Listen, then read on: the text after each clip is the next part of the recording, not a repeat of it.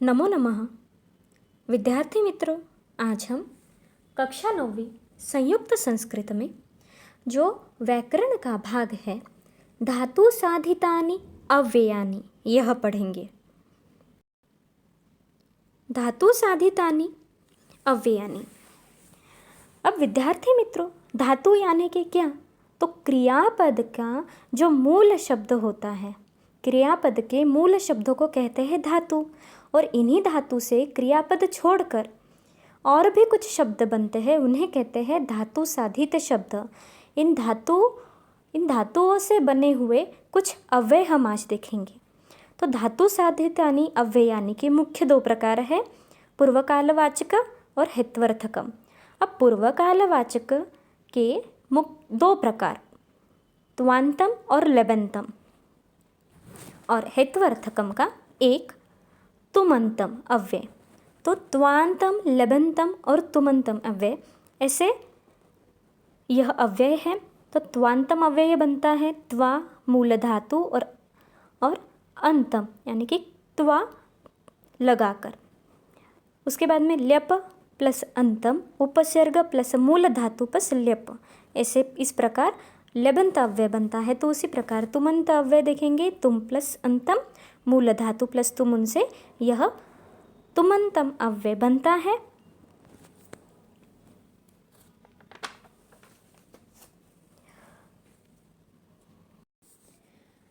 एक कर्ता एक ही क्रिया करता है, लेकिन उस समय जो घटित क्रिया है उसे पूर्वकाल वाचक अव्यय जोड़कर दिखाते हैं। जैसे उदाहरणार्थ देखेंगे, रामः शालां गच्छति, रामः वर्गं प्रविशति, यानी कि राम शाला में जाता है और राम वर्ग में प्रवेश करता है।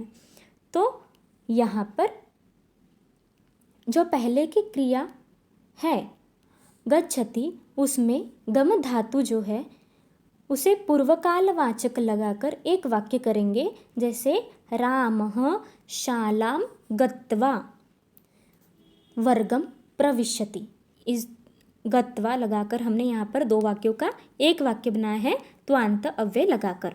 उसी प्रकार दूसरा आपको यहाँ पर उदाहरण दिया है, मैथिली पुस्तिकायां लिखति तत्पश्चात प्रश्नं पृच्छति। मैथिली पुस्तिकायां लिखति का हम करेंगे लिखित्वा, लिखकर, प्रश्नं पृच्छति, प्रश्न पूछती है। इस प्रकार हमने यहाँ पर त्वांत के उदाहरण देखे, और भी हम उदाहरण देंगे। उसके पहले लेबंत रचना देखेंगे। लेबंत कैसे बनता है? धातु को उपसर्ग जब लगा हुआ हो तब उसे लेबंत अव्यय बनता है। जैसे उदाहरणार्थ देखो यहाँ पे, नीरजः वर्गं प्रविशति तदंतरम आसने उपविशति।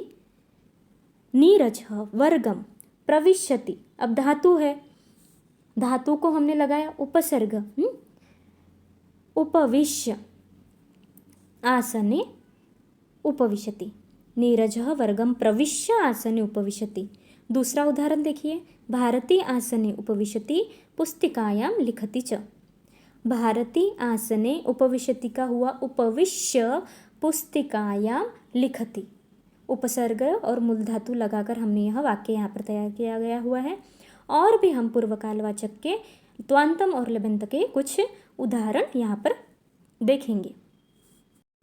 आपको पाठ्य पुस्तक में रम्य संस्कृतम में किम कृत्वा यह है, इसमें त्वांत और लेबंत के कुछ चित्रों के साथ में हमें उदाहरण दिए गए हुए हैं, हम वह देखेंगे। पहला देखें, बालकः पुस्तकं पठति पाठशालां गच्छति च। इसका त्वांत हम अव्यय लगाएंगे धातु को, कि बालकः पुस्तकं, पठ धातु को किया पठति से पठित्वा पाठशालां गच्छति। इस प्रकार यहाँ पर त्वांत अव्यय लगाकर हमने वाक्य तैयार किया। दूसरा देखें, माता पाकं करोति भोजनं परिवेशयति च। माता पाकं करोति का होगा कृत्वा भोजनं परिवेशयति। तीसरा देखें, एतौ पत्रं लिखतः पत्रपेटिकायां पत्रं निक्षिपतः च। तो इसका होगा एतौ पत्रं लिखतः का होगा लिखित्वा पत्रपेटिकायां निक्षिपतः। चौथा यहाँ पर दिया है नर्तक्यः शिक्षिकां अनमन अनुत्यन च। इसका बनेगा नर्तक्यः शिक्षिकां, अनमन का होगा नत्वा, अनुत्यन, च यहाँ पर हमने निकाल दिया। तो इसी प्रकार पठित्वा कृत्वा लिखित्वा नत्वा इत्यादि पूर्वकालक त्वांत अव्ययानि। ये आपको जो त्वांत तुमंत लबंत का वो जो एक चार्ट है उस पे से आपको ये सब समझ में आ जाएगा। इसके बाद में हम देखेंगे लबंत के कुछ उदाहरण। अद्वैतः वृक्षम आरोहति उपविशति च। अब इसे हमें लबंत लगाना है, धातु को उपसर्ग लगा कर वाक्य तैयार करना है। अद्वैतः वृक्षम, अब आरोहति को हम करेंगे आरोह्य और उपविशति, च निकाल डालना है। अद्वैतः वृक्षम आरोहति का हुआ आरुह्य उपविशति। दूसरा वाक्य देखिए लबंतम का, वृद्धा देवं प्रार्थयते निद्रां करोति च। वृद्धा देवं प्रार्थयते का हमने किया उपसर्ग लगाकर प्रार्थ्य निद्रां करोति। और आखिरी एक यहाँ पर है पुरुषौ हस्तौ प्रक्षालयतः भोजनं कुरुतः च। पुरुषौ हस्तौ प्रक्षालयतः का होगा प्रक्षाल्य भोजनं कुरुतः। ये हो गए आरुह्य, प्रार्थ्य, प्रक्षाल्य इत्यादि पूर्वकालवाचक लबंत अव्ययानि। यह सब पूर्वकालवाचक लबंत अव्यय हैं। इसके बाद हम देखेंगे तुमंतम अव्यय। हेत्वर्थक अव्यय, इसमें तुमंतम अव्यय में क्रिया का उपदेश क्या है, कौन से हेतु से की जाती है, किस लिए की जाती है, यह सब जिस वाक्यों में कहा जाता है वह है तुमंतम अव्यय। यानी कि किस लिए, है ना, पढ़ने के लिए, पूजा करने के लिए, खाने के लिए, ये सब हो गए तुमंतम अव्यय के कुछ यहाँ पर उदाहरणों से विद्यार्थी मित्रों आपको ध्यान में आ जाएगा। तो किम कृतम, यह जो आपको आपके किताब में दिया हुआ है रम्य संस्कृतम में, इसमें बताया हुआ है। पहला देखेंगे युवकः चित्रपटगृहं गच्छति चित्रपटम पश्यति च। यानी कि युवक चित्रपट गृह में जाता है और चित्रपट देखता है। तो युवकः किमर्थम चित्रपट गृहं गच्छति, युवक क्यों जाता है चित्रपट गृह में, क्यों जाता है, तो युवकः चित्रपटम द्रष्टुम चित्रपट गृहं गच्छति, देखने के लिए, पिक्चर देखने के लिए जाते हैं ना, देखने के लिए। यह हो गया तुमंत अव्यय, द्रष्टुम चित्रपट गृहं गच्छति। दूसरा यहाँ पर दिया है बालकाः गृहम् आगच्छन् जलं च अपिबन्।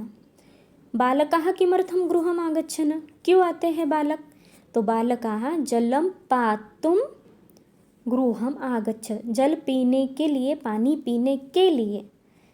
जहाँ पर के लिए यह वाक्य में उपयोग होगा वहाँ पर तुमंत अव्यय होगा। आगे कुछ दिए देखो, छात्रो पुस्तकालयम् अगच्छताम किमर्थम, तो छात्रो पठितुं पुस्तकालयम् अगच्छताम। दूसरा है मेघा फेनकम स्वीकरोति किमर्थम, क्यों स्वीकारती है, फेनकम यानी कि साबुन। तो मेघा वस्त्राणि प्रक्षालयितुं, प्रक्षालयितुं यानी कि धोने के लिए फेनकम स्वीकरोति। तो इस प्रकार आपको यहाँ पे दृष्टुम, पातुम, पठितुम, प्रक्षालयितुम इत्यादि हेत्वर्थक तुमंत अव्ययानि, यहाँ पर आपको हितवर्थक तुमंत अव्यय दी गई है। यहाँ पर कुछ आपको नीचे वाक्य भी दी गई हुई है, तो वो आपको वाक्य अच्छे से पढ़ना है, तुमंत अव्यय की है। इसी प्रकार आज हमने पूर्वकालवाचक और हितवर्थक अव्यय, धातु साधित अव्यय देखे, त्वांत, लबंतम पूर्वकालवाचक और हितवर्थकम तुमंत अव्यय आज हमने यहाँ पर पढ़ा है। विद्यार्थी मित्रों, आप यहाँ पर जो भी आपको आपके पाठ्य पुस्तक में उदाहरण दी गई हुई है वो अच्छे से आप पढ़ें और समझें। धन्यवाद।